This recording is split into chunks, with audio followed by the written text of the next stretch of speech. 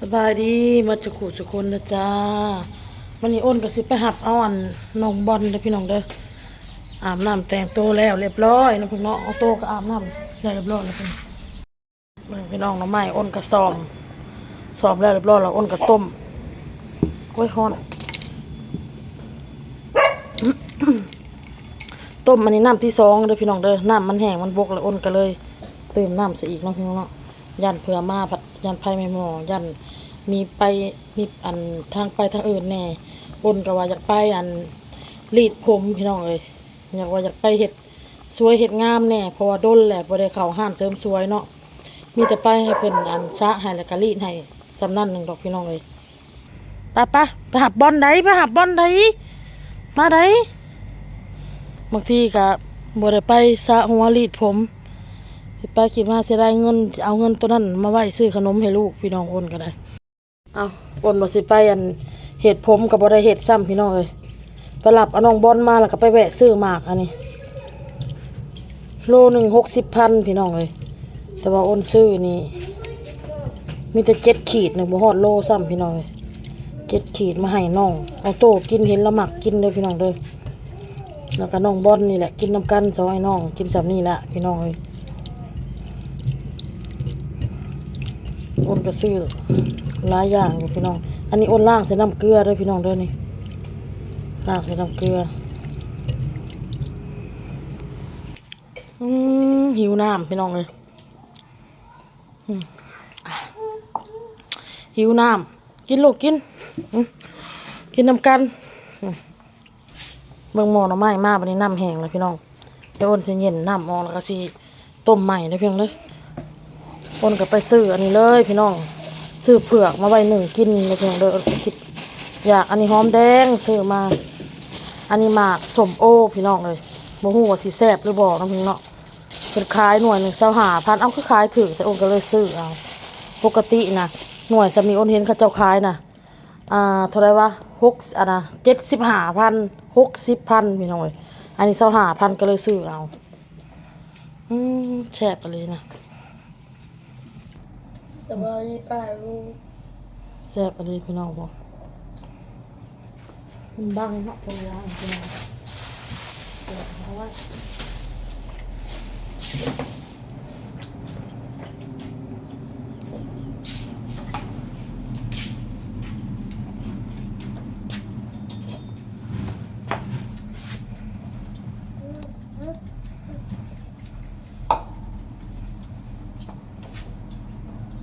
ผมใช้อยากมากนะครับสบายดีพี่น้องมาสุขคนนะจ้า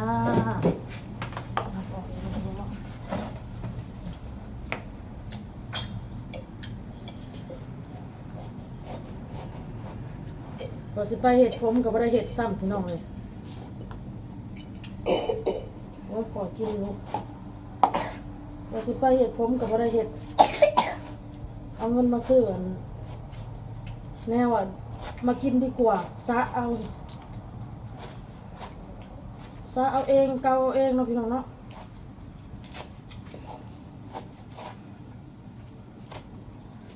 วาน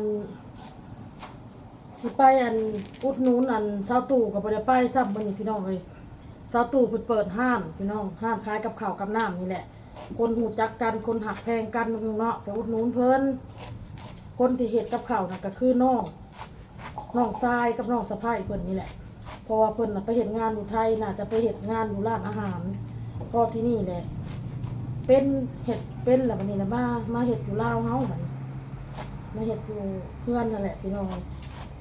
ผักสั่งเอาก็ได้เพิ่นว่าส่งถั่วเซโน2 กล่องขึ้นไปเพิ่นว่าเดี๋ยวมื้อหน้าก่อนพี่น้องเลยจึงสิไปสั่งกินน้ำเพิ่นอุดหนุนเด้อพี่น้องเด้อคนรู้จักกันหักแพงกันเปิดห้างเปิดร้านแล้วก็อุดหนุนกันซอยกันพี่น้องเลยไม่เมียนเพื่อนเมียนซ่านกับมันกับผู้เรียนเพื่อสิแล้วกัน1 โมง 2 โมงน้องพี่น้องแล้วเลยค่ะตัดต่อคลิปลงคลิปอาบน้ำอาบในแต่งตัวกับไปที่ฮอดโมงไปหาลูก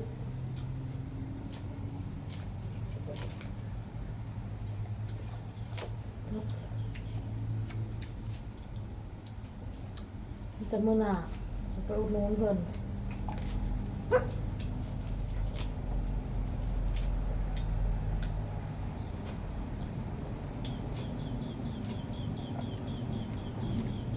ที่เขาจะวางขายตัวหนาปั๊มน้ำมันอยู่บ่อนไหนหยาแพงพี่น้อยครับโมโหหมักสมโอสายพันธุ์เดียวกันบ่หรือว่าคนละพันธุ์คนละสายเอาถาดมาใส่กันด้วยถาดมาใส่ก่อน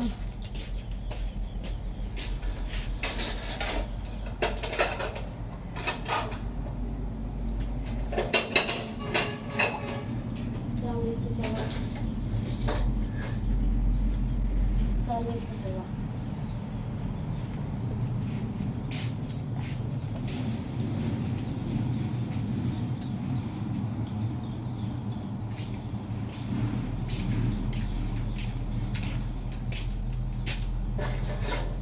ไม่ใหญ่ก็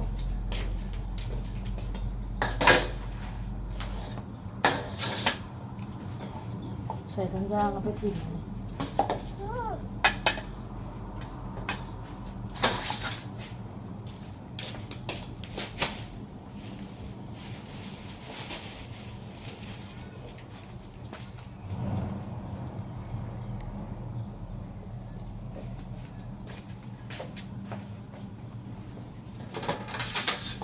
คือว่านี่ได้ยินในหน้านะว่าอันอยู่บ้านจอมแจ้งเพิ่นเปิดมินิมาร์ทใหม่พี่น้องเลยแล้วมันมีพวกอันหมักสไลเดอร์นะพี่น้องเขาเอาไปลงอยู่หันแล้วเขาขายเครื่องขายของนำประมาณนี้ไปพาลูกไปอันเล่นพาลูกไปเบิ่งเขาเปิดมินิมาร์ทใหม่ห้ามไงเพิ่นว่า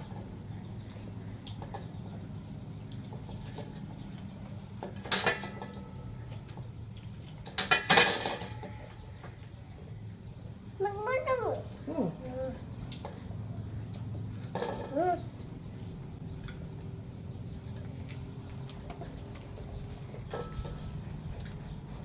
อุ๊บโถ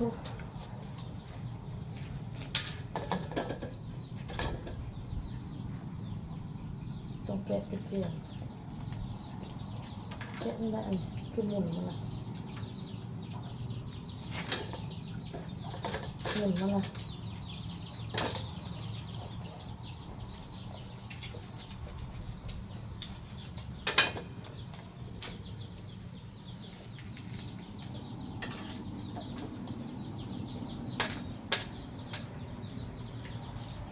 ขึ้นเลยลูก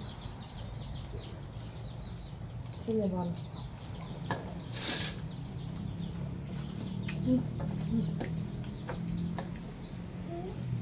แซ่บอยู่พี่น้องเลย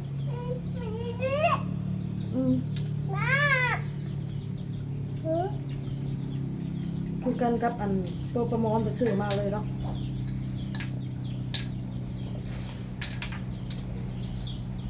เข้าหากัน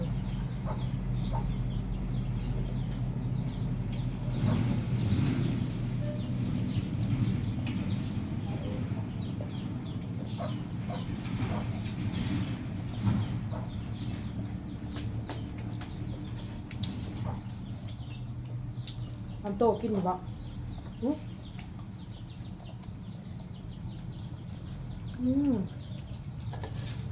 กินครับ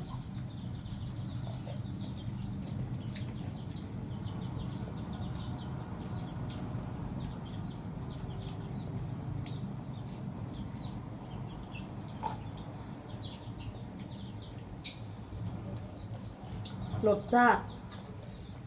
คือกันหน่อย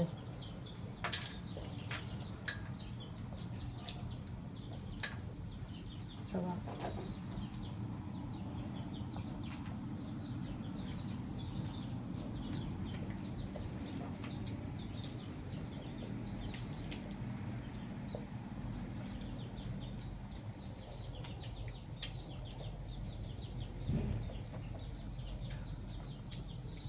จะไปบ่กี่ใจเด้อแม่สิว่าเด้อเจ้าแม่เขาไปเมียนห้องเจ้ามือ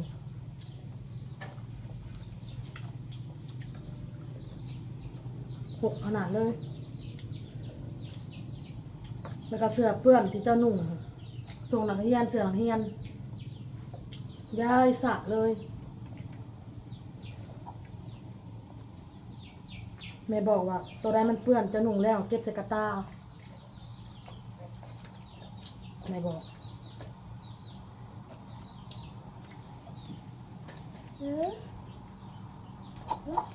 ยามแม่มีเงินยามแม่ได้เงินเดือนค่ำแม่ก็พาไปกินกะโหลกกะแลมพาไปกินหันกินนี่ข้าวต้มขนมแม่ก็ซื้อให้กิน ได้หันได้นี่แม่ก็ซื้อให้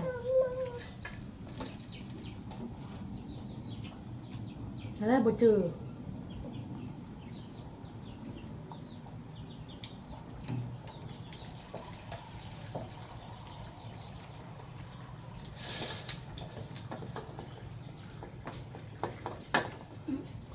มีหมดแล้วเด้อ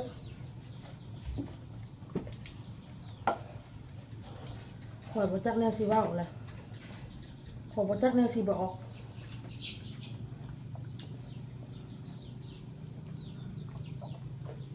เจ้าก็หักข่อยอยู่บ่หึ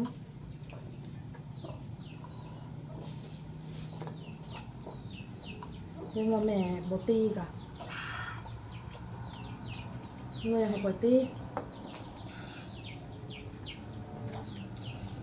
จังได๋ก็บ่จื้อจังได๋ก็บ่จื้อจ้าเถื่อ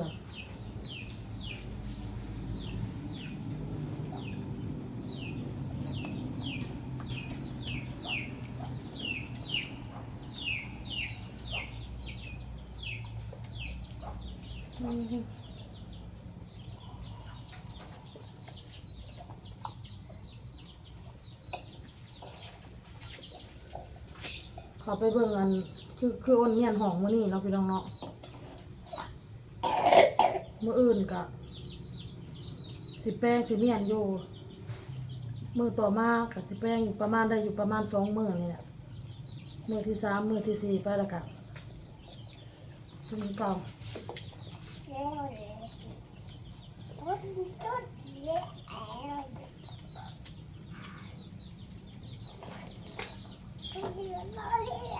แม่ก็หลายอันหลายอย่างลูกเอ้ยเฮ็ดหันเฮ็ดนี่ตื่นมาจักอันใดยากน้องแน่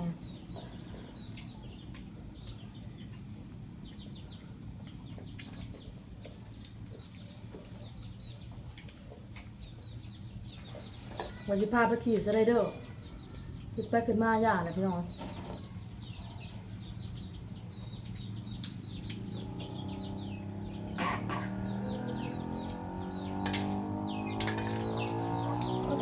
เจ้าหักบ่หักข่อย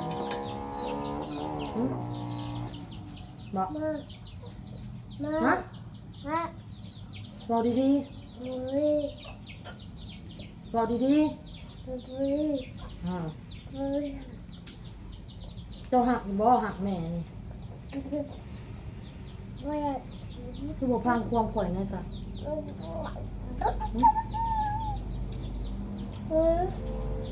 บ่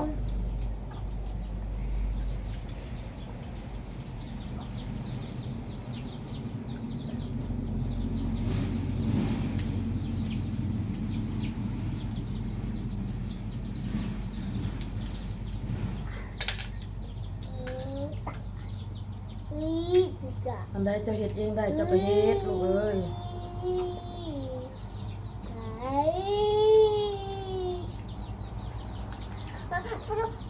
ลืมชื่อแพทย์ล่ะ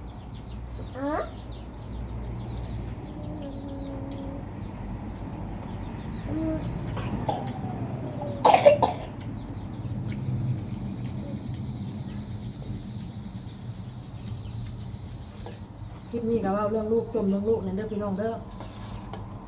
ขอตัวขออภัยใน FC มาจากทุกคนเด้อพี่น้องเด้อเป็นมามันบ่แม่นบ่เอาเฮาเว้านี่ควบเว้าบอกคุมื้อบ่เด้อเจ้าอย่าลืมเด้อจะตื่นมาจะพักผ้าห่มเด้อพักผ้าห่มเจ้าค่ะผ้าผู้บอกผู้บอนก็จิกแป้งนะให้มันจบมันงาม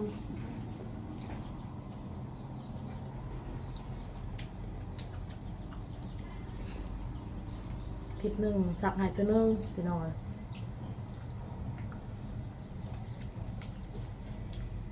เพราะว่าส่วนมากบัดเนี่ยเราบ่ได้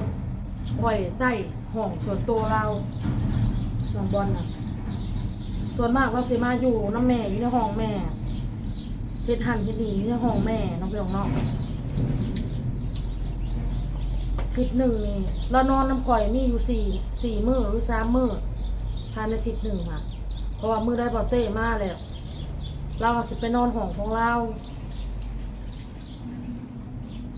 มื้อได้บ่เต้บ่มาเลยเราก็มานอนน้ำข่อยคือเมื่อคืนนี่บ่เต้เราก็บ่ได้มามื้อแรกนี่เราก็อาจจะบ่ได้มานี่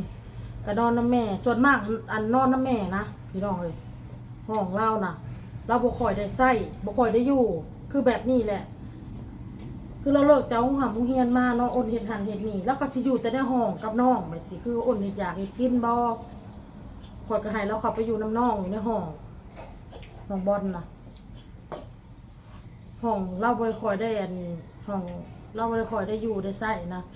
แบบว่ามันหกแห้งพี่น้อยจักเกี้ยจักกระดาษจักซอแบบเราบ่เก็บบ่เมียนเลยคือซอสียังคือกันแบบยายสะนะเกี้ยกระดาษคือกันเป็นม้วนเป็นก้ออยู่จักเขียนอีหยังจักแต้มอีหยังแล้วจีกนะพี่น้องโอนไปเมียนนะ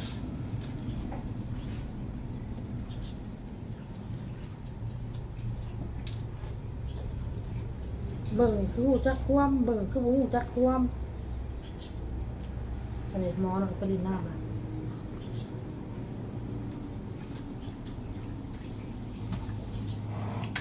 กระเมียนเลยลูกเอ้ยเสื้อผ้าค่ะคือกันต้นนุ่งแล้วนะย่ายสะอยู่เครื่องนักเฮียนส่งนักเฮียนแล้วก็บ่แม่นเฉพาะแต่เครื่องนักเฮียนเครื่องนุ่งธรรมดาแล้วแบบนี้ก็ย่ายสะอยู่ในห้องแล้วก็บัดนี้โตะที่สักแล้วพับเป็นระบบระเบียบมันกระตากอะก็ไปปะปนกันเลยปนกันกับโตะอันนุ่งแล้วบ่นุ่งแล้วกระตากก็มีให้นะให้อยากให้ลูกเป็นระบบระเบียบนะอยากให้ลูกนะพัฒนาอยากให้ฮู้จักความพอเราก็9 ปีป้ายเด้ปีหน้าเดือน9นี่ก็10 ปีแล้วคนอายุ9 ปี10 ปีก็ถือว่ายังเป็นเด็กน้อยอยู่แต่ก็ว่าสิฮู้จักความถ้าเปรียบเทียบกับสิฮู้จักความก็โตหลายเป็นผู้ใหญ่หลายหั่นนะเป็นผู้ใหญ่หลายกว่าโตอีก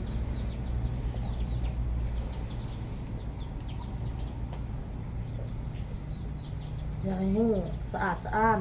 เพราะว่าคอยมีเก็บให้เมียนให้คอยบอกคอยสอนอยากให้ฮู้นะอยากให้สะอาดสะอ้านพี่น้องเลย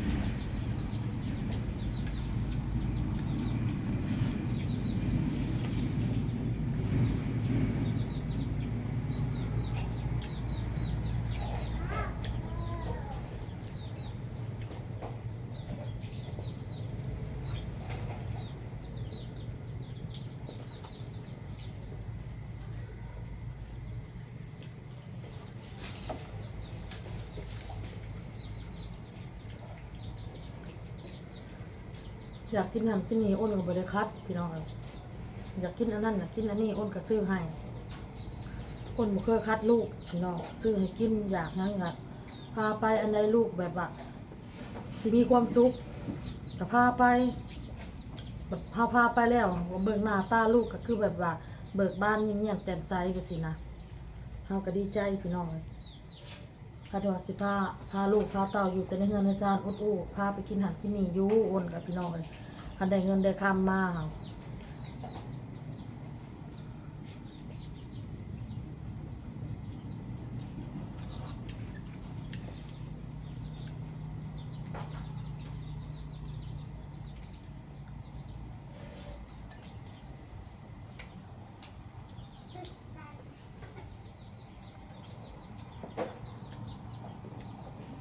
เสื้อผ้าคือกันเนี่ย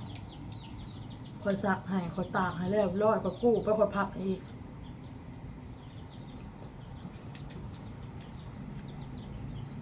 พอเวลาคอยบอกเราบอลจะจืดเด้อเสื้อผ้ามันซักให้แล้วมันแห้งแล้วจะกู้เขาไปพับเนียนเรากับโบเฮ็ดลืม เสื้อผ้าคันว่ามันบ่มีอันรีดอันหยังหั้นนะพี่น้องถ้าเฮากู้ไปแล้วเฮาก็พับให้มันจบดีมันก็บ่ยักอันนี้ม่วนใส่ในกระตาเลย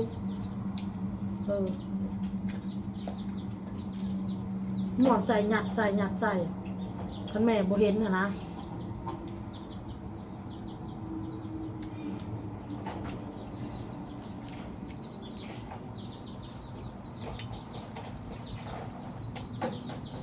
มันจะว่า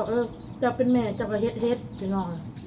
เฮ็ดแต่ก็ต้องบอกลูกน้ำสอนลูกน้ำอยากให้ลูกนะฮู้จักพอเราใหญ่แล้วเขาก็ต้องสอนเพื่ออยากให้เขาเป็นอันนี้บ่พัฒนาไว้ยังคือเก่าอยู่ก็เลยต้องจมเราเปียกแล้วบ่จักไปแล้วพี่น้องคลิปนี้กันนะพอกันคลิปหน้าเลยพี่น้องเด้อบ๊ายบาย